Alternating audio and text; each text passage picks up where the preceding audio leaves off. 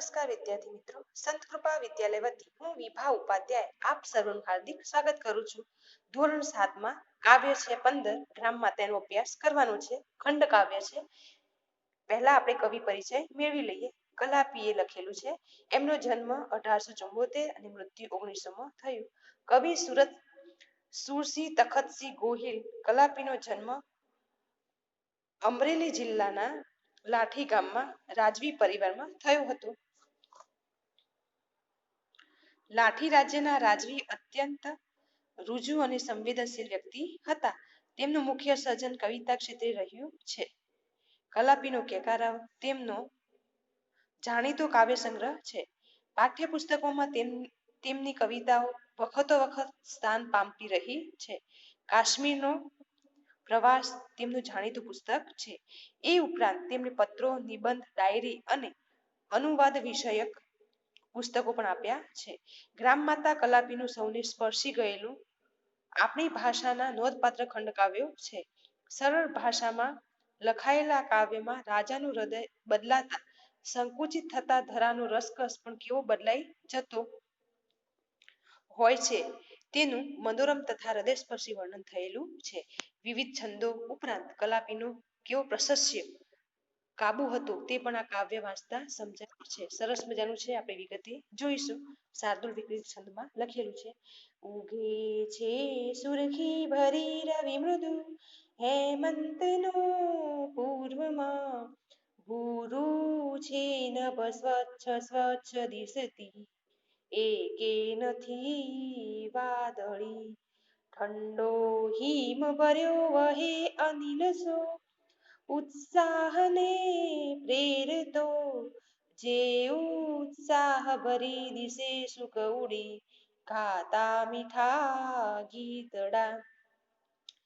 ગ્રામ માતા એટલે ગામડાની સ્ત્રીની વાત કરવામાં આવી છે. હવે વિગતે જોઈએ. સુરખી, સુરખી એટલે કે ઓછી લાલાશ. રવિ, રવિ એટલે સૂર્ય. મૃદુ, મૃદુ એટલે કોમળ. હેમંત એટલે ઋતુની વાત કરી છે. એક ઋતુનું નામ છે. આપણે ખબર છે ને ઋતુઓ કેટલી છે? 6 છે. શિશિર, વસંત, ગ્રીષ્મ, વર્ષા, શરદ અને હેમંત. એટલે 6 ઋતુમાં એક ઋતુ છે. અને ક્યારે આવે છે? તો માક્ષર મહિનાની પોષ મહિનાની ઋતુ છે. હવે આવશે નભ, નભ એટલે કે આકાશ. પછી આવશે હિમભર્યું, હિમભર્યું એટલે કે બરફ જેવો. અનિલ એટલે કે પવન. શો એટલે કે કેવું. ઉત્સાહને પ્રેરતો એટલે કે ઉત્સાહ જગાવતો. શુક, શુક એટલે કે પોપટ. મીઠા એટલે કે મધુર. ગીતડા એટલે કે ગીતો. હવે હેમંત ઋતુનો જે છે, હેમંત ઋતુનો રતાસ પડતો કોમળ સૂર્ય પૂર્વ દિશામાં ઉગી રહ્યો છે. આકાશ, હવે આકાશ કેવું લાગે છે એની વાત કરે છે. તો આકાશ પૂરું અને સ્વચ્છ છે અને એક પણ વાદળી દેખાતી નથી. ઠંડો હિમ ભર્યો વહે અનિલસો, ઉત્સાહને પ્રેરતો. સરસ મજાનો કેવો છે? તો ઉત્સાહને જગાવતો બરફ જેવો એકદમ શીતળ ઠંડો પવન વહી રહ્યો છે. જે ઉત્સાહ ભરી દિશે સુખ ઉડી, ગાતા મીઠા ગીતડા. એટલે કે એ ઉત્સાહને શરીરમાં ભરીને પંખીઓ મીઠા ગીતો ગાતા ગાતા ઉડી રહ્યા છે. હવે આગળ જોઈએ. માલિની છંદમાં છે. મધુર સમયે તેવે ખેતરે શેલડીના, રમત ખુશીવલોના બાલ નાના ફરે કરે છે. હવે મધુર સમયે એટલે કે મીઠા, મધુર એટલે કે મીઠા. કૃષિવલો, કૃષિવલો એટલે કે ખેડૂતોના. બાલ એટલે કે બાળક.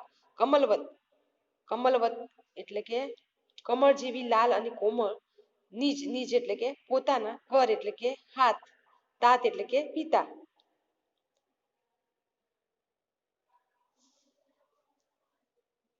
હવે મધુર સમયે તેવી ખેતરે શેલડીના, રમત કૃષિવલોના બાલ નાના કરે છે. કમલવત ગણીને બાલ ના ઘાલ રાતા, રવિ નિજ કર તેની ઉપરે ફેરવે છે. આવા સરસ મજાના આવા મધુર સમયે શેરડીના ખેતરોમાં ખેડૂતો શું કરે છે? નાના નાના બાળકો રમી રહ્યા છે. બાળકોના કોમળ ગાલને કમળ જેવા એટલે કે રાતાને મુલાયમ હોય, જેમ પ્રકાશ આવે એ પ્રમાણે ગાલ લાલ થઈ જાય. એટલે ધારીને જાણે સૂરજ છે પોતાના કિરણો એમના ગાલ ઉપર જાણે કે કિરણો ફેલાવતું હોય, ગાલ પર ફેરવે છે. કિરણોનો સ્પર્શ થાય છે એની વાત કરી છે. હવે આગળ જોઈએ.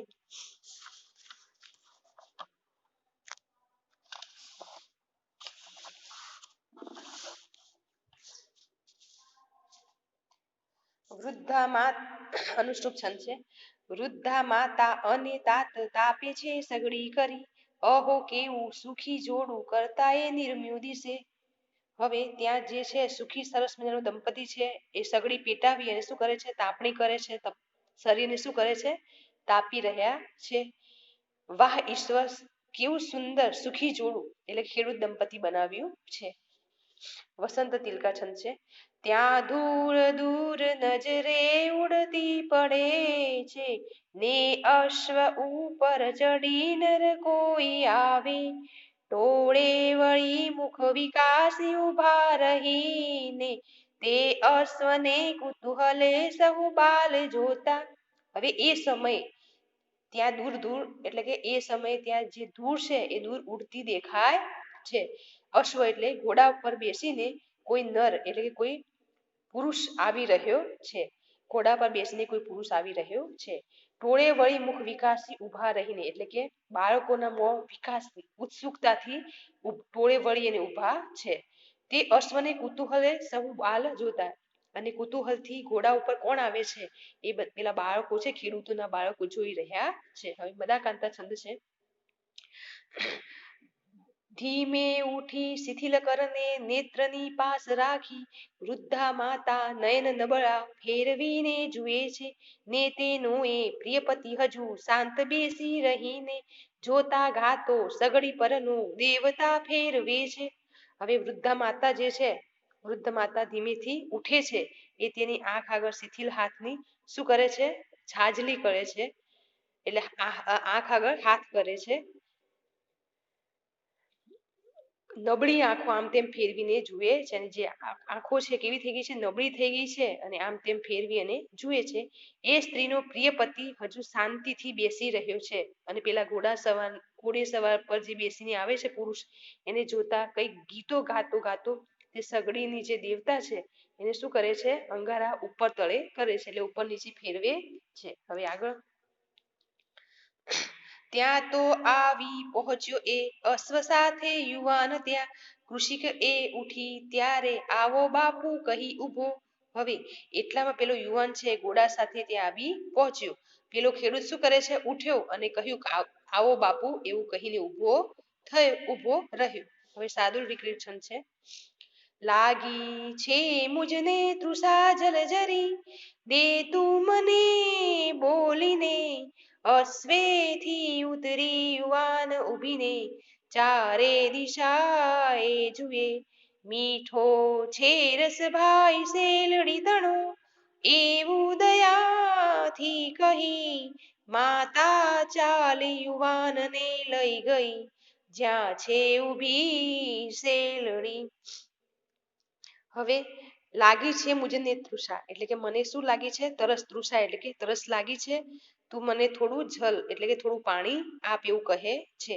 એમ કહી ને પેલો જે યુવાન છે અશ્વ એટલે કે ઘોડા પરથી નીચે ઉતરે છે, અને ઉતર્યા પછી ચારે દિશાએ બધું નજર ફેરવે છે, જુએ છે, જોવા લાગ્યું. મીઠો છે રસ ભાઈ શેરડી તણું એવું દયાથી કહી. હવે શું કહે છે, ભાઈ શેરડીનો રસ મીઠો છે, કેવી રીતે કહે છે, દયાથી બોલીને.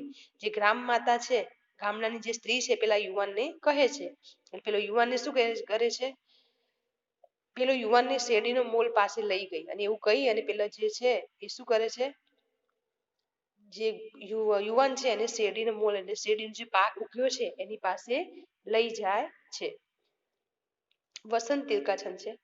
પ્યાલું ઉપાડી ઊભી શેલડી પાસ માતા, છુરી વતી જરીક કાતરી એક કાપી, ત્યાં શેર છૂટી રસની ભરી પાત્ર દેવા, ને કઈ વિચાર કરતો નર તે ગયો પી. હવે ગ્રામ માતા શેરડી પાસે પ્યાલો લઈને ઊભી રહી છે. પ્યાલું ઉપાડી ઊભી શેરડી પાસે, ગ્રામ માતા જે છે ગામડાની સ્ત્રી છે, શેરડી પાસે ગ્લાસ લઈ પ્યાલો લઈ અને ઊભી રહી. પછી શું કર્યું, છરીથી શેરડીની એક કાતરી એટલે જરીક અડાડી, કાતરી જરીક કાપી, ત્યાં તો શું થયું, શેર, ત્યાં તો પ્યાલો કેવો થયો, રસથી એકદમ ભરી દેતી શેરડીનો રસથી શું થયું, શેર આખી શેરડીની રસ એટલે શેર છૂટી, અને મનમાં કંઈક વિચારતો યુવાન યુવાન એ રસ પી ગયો, મનમાં કંઈક વિચારતો એ જે છે એ શું કરવા માંડ્યો, રસ પી ગયો. બીજું પ્યાલું ભરી દેને હજુ છે મુજને તૃષા, કહીને પાત્ર યુવાને માતાના ઘરમાં ધર્યું. હવે શું કરે છે, હવે જે હતું મને હજી તરસ છે, મને શું કે છે બીજું પ્યાલું ભરી દે, હજી પણ મને તરસ છે એટલે મને રસનો બીજો પ્યાલો પણ ભરી આપ. એમ કહી પેલા યુવાન જે છે પેલા જે ગ્રામ માતા છે એના હાથમાં ફરી કરે એટલે કે હાથની અંદર ધરે છે, આપે છે. મદાક્રાંત છંદ છે.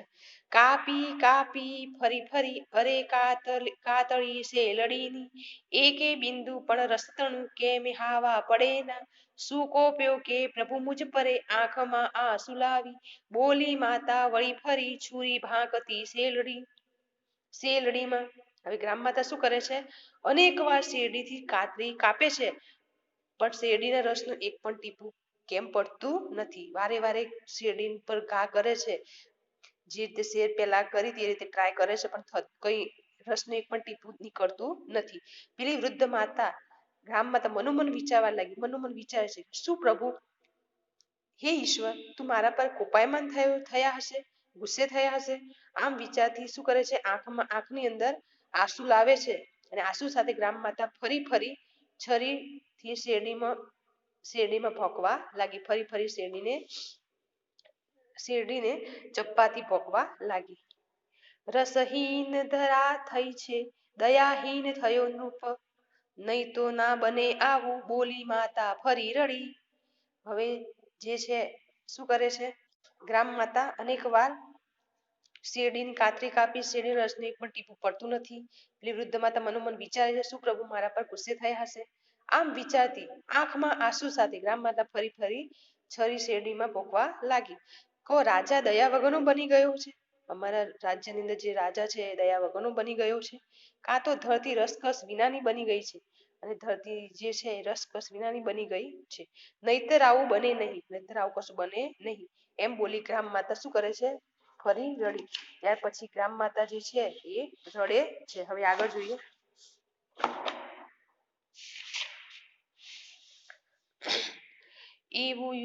એવું યુવાન સુણતા ચમકી ગયો ને, માતા તેને પગ પડી ઉઠીને કહે, એ હું જ છું નૃપ મને કર માફ બાઈ, એ હું જ છું નૃપ મને કર માફ ઈશ. હવે શું કે છે, આ સાંભળીને પેલો જે યુવાન છે શું થાય છે, ચમકી ગયો. આ વાત સાંભળે છે અને શું થાય, ચમકી જાય છે અને ગ્રામ માતાના પગમાં પડે છે. કોણ પડે છે, જે પેલું રાજા છે એ ગ્રામ માતાના પગમાં પડ્યો અને ઉઠીને કહેવા લાગ્યો કે એ રાજા હું જ છું, હે બાઈ એ રાજા કોણ છું, હું જ છું, અને એ રાજા હું જ છું, હે ઈશ્વર મને માફ કર. હવે એવું કહે છે. સાદુલ છંદમાં પીતો તો રસમિષ્ટ હું પ્રભુ અરે, ત્યારે જ ધાર્યું હતું, આ લોકો સહુ દ્રવ્યમાન નકી છે, એવી ધરા છે અહીં, છે જો એ મુજ ભાગ કઈ નહીં સમૂહ, તે હું વધારું હવે, શા માટે બહુ દ્રવ્ય આધનિકની પાસેથી લેવું નહીં. હવે શું કે છે, હે પ્રભુ જ્યારે હું શેરડીનો મીઠો મધુરો રસ પીતો હતો ત્યારે મેં મનમાં ધાર્યું હતું કે અહીંની જે ધરતી છે કેવી છે, અહીંની ધરતી એવી છે કે અહીંનો ખેડૂતો ચોક્કસ ખૂબ ધનવાન છે, તો પણ મને તેમની ઉપજમાંથી નજીવો ભાગ કર મળે છે, તો હવે હું મારો કર વધારી દઉં. આ ધનવાન ખેડૂતો પાસેથી વધારે કરવેરો શા માટે વસૂલ ન કરું, આવો વિચાર મને આવ્યો હતો, એવું કહે છે. હવે આગળ છે ઉપેન્દ્ર વજ્રા છે. રસે હવે દે ભરી પાત્રબાઈ, રસે હવે દે ભરી પાત્રબાઈ, પ્રભુ કૃપાએ નકીએ ભરાશે, સુખી રહે બાઈ સુખી રહો સૌ, તમારી તો આશીષ માત્ર માગું. હવે શું કે છે, હે બાઈ હવે આ પ્યાલો રસથી ભરી દે, ઈશ્વરની કૃપાથી હવે એ ચોક્કસ ભરાઈ જશે. હે બાઈ તું સુખી રહે અને તમે સૌ સુખી રહો, હું તો ફક્ત તમારી આશીષ જ માંગુ છું, એવું કહે છે. હવે છેલ્લે છે વસંત તિલકા. પ્યાલો ઉપાડી ઊભી શેલડી પાસ માતા છુરીવતી જરી કાતરી એકે કાપી ત્યાં શેર છૂટી રસની ભરી પાત્ર દેવા બહોળો વહે રસ અહીં રસ અહો છલકાવી પ્યાલું. હવે પ્યાલો લઈને શેરડીની પાસે ઉભેલી જે ગ્રામ માતા છે એ શું કરે છે, છરી વડે જરીક જ શેરડીની કાતરી છે કાપે છે અને તરત જ પાત્રને ભરી દેવા માટે શેરડીના રસની ધાર છૂટી અને પ્યાલો છલકાઈને પુષ્કળ રસ વહેવા લાગ્યો. અહીંયા આપણું જે છે અહીંયા ખંડ કાવ્ય પૂર્ણ થાય છે. હવે આપણે શબ્દ સમજૂતી જોઈશું.